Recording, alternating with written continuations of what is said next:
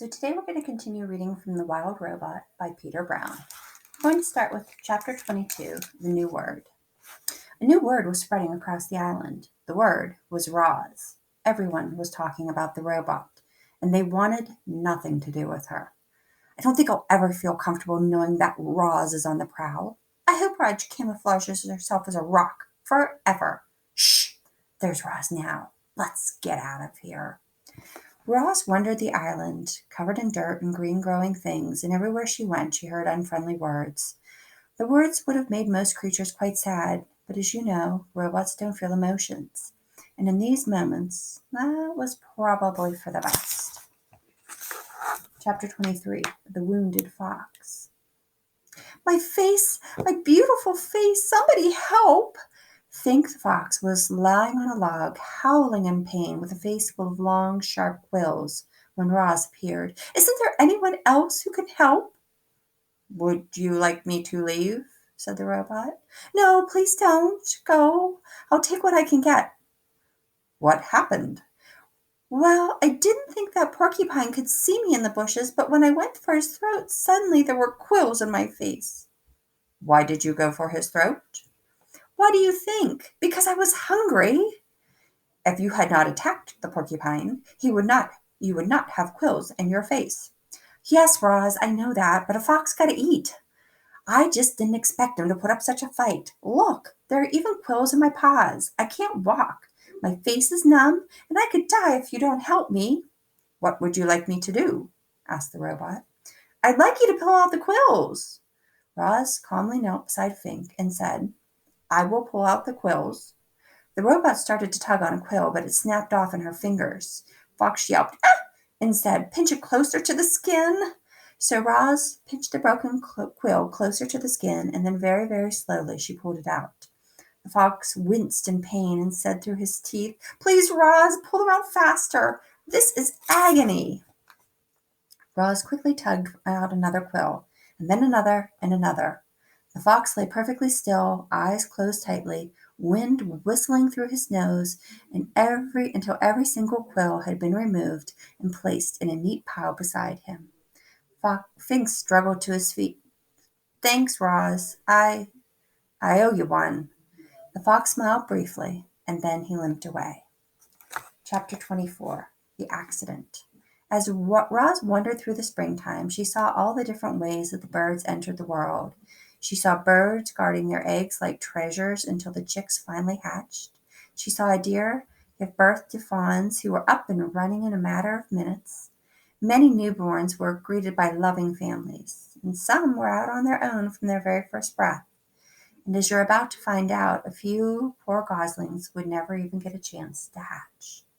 Roz was climbing down one of the forest cliffs when the accident happened. The wind started blowing out of the north, and suddenly the clouds were rushing over the island. And with the clouds came a spring shower, a downpour, actually. And there was our robot, clamping her hands onto a wet block of stone on the side of the cliff. But the block couldn't handle the extra weight, and as the heavy robot hung there, a crack suddenly shot through the stone, and it started breaking apart. Down went the robot, plummeting into the treetops below. She crashed through branch after branch until finally hooking an arm around one. Then she dangled there, gently swinging, as rocks roared past her on the way to the forest floor. And when the dust settled, Roz shimmied down the tree trunk. The ground was littered with broken rocks and splintered wood and pulverized shrubs. And within all that rubble was a goose nest that had been torn to shreds. 2 dead geese and 4 smashed eggs lay among the carnage. The robot stared at them with her softly glowing eyes, and something clicked deep inside of her computer brain, and she realized that she had caused this. Chapter 25, The Egg. As Roz stood in the rain, staring down at those poor lifeless geese, her sensitive ears detected a faint peeping sound coming from somewhere nearby. She followed the peeps over to a clump of wet leaves in the grass. And when she peeled back the leaves, she discovered a single perfect goose egg sunk in the mud. Mama! Mama! Peeked a tiny muffled voice from within the egg. The robot gently cradled the fragile thing in her hand. Without a family, the unhatched gosling would surely die.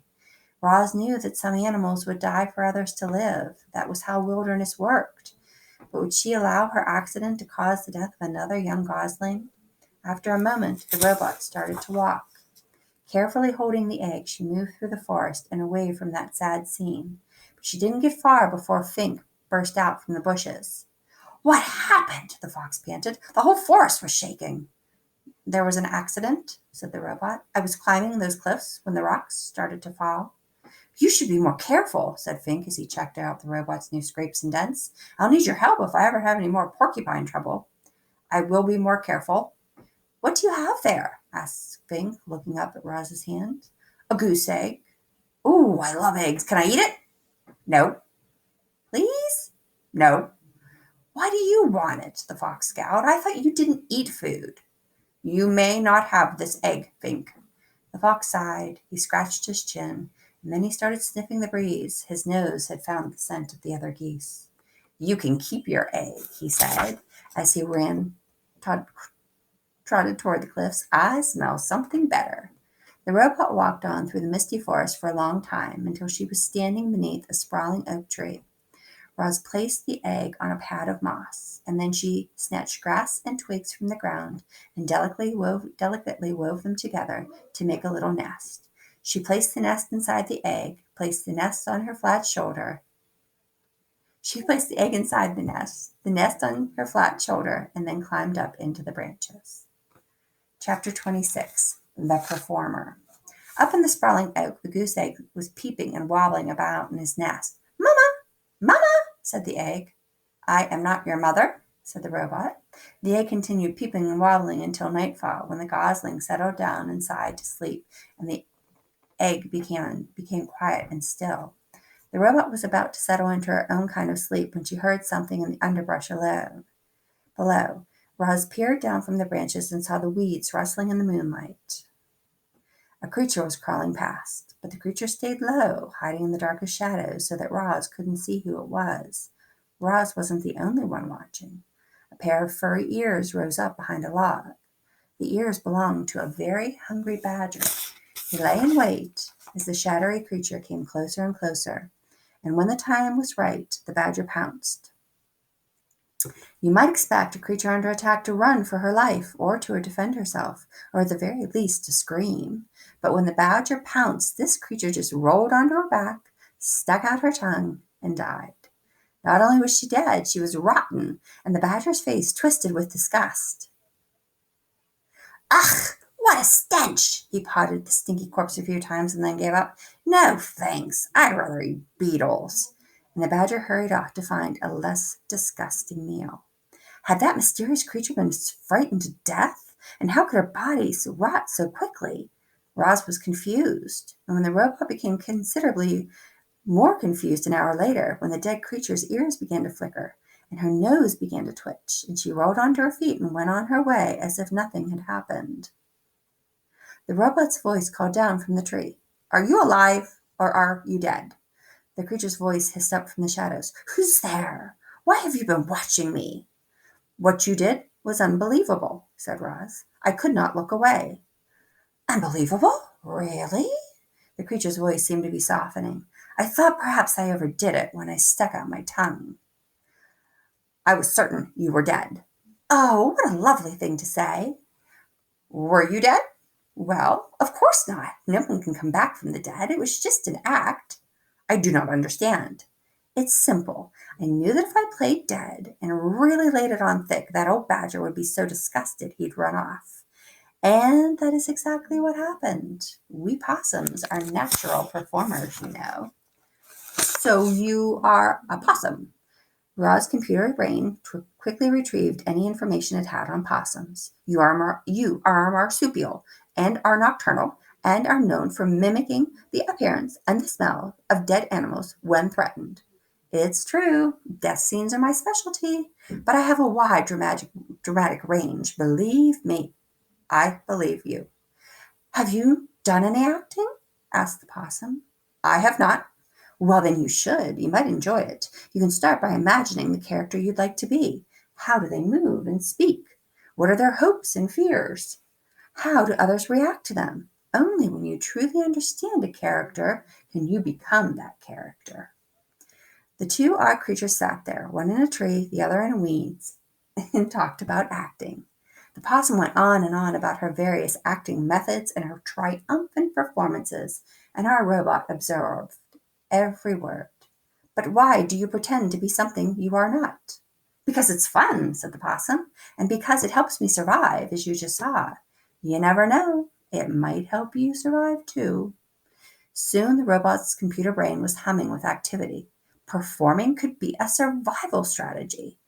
If the possum could pretend to be dead, then the robot could pretend to be alive. She could act less robotic and more natural. And if she could pretend to be friendly, she might make some friends, and they might help her live longer and better. Yes, this was an excellent plan. Roz wasted no time and spoke her words in the friendliest voice she could muster. Madame Marsupial, it would be a great honor and an absolute privilege if you would kindly inform me of your name. Roz's friendly demeanor needed some work, but it was a start. Yes, of course, said the possum. My name is Pinktail. And you are? Leaves gently shook as Roz climbed down from the tree. It is a very lovely pleasure to make your acquaintance, my dear Pinktail. And a moment later, the robot stepped into the moonlight. My name is Roz.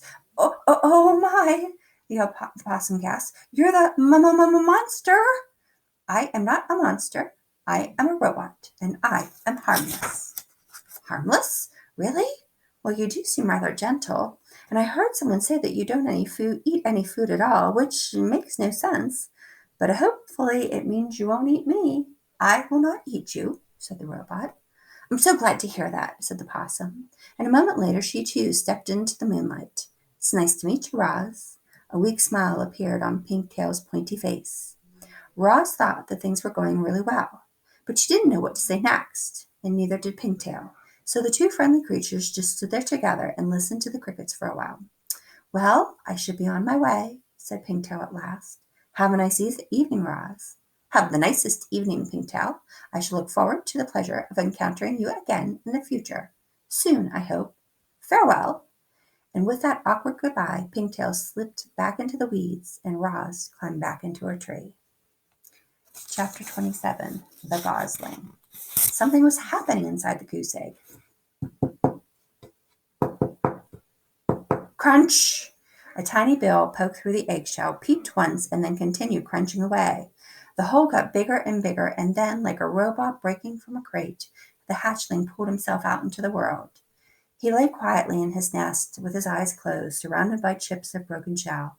And when his eyes slowly winked open, the very first thing he saw was the robot looking back. Mama! Mama! peeped the gosling. I am not your mother, said the robot. Mama! Mama! I am not your mother. Food! Food! The gosling was hungry. Of course he was. So using her friendliest voice said, What would you like to eat, little darling? Food, was the only response. The hatchling was far too young to be helpful. Roz needed to find a grown goose, so she scooped up the nest with the gosling inside, placed it on her flat shoulder, and marched through the forest looking for geese.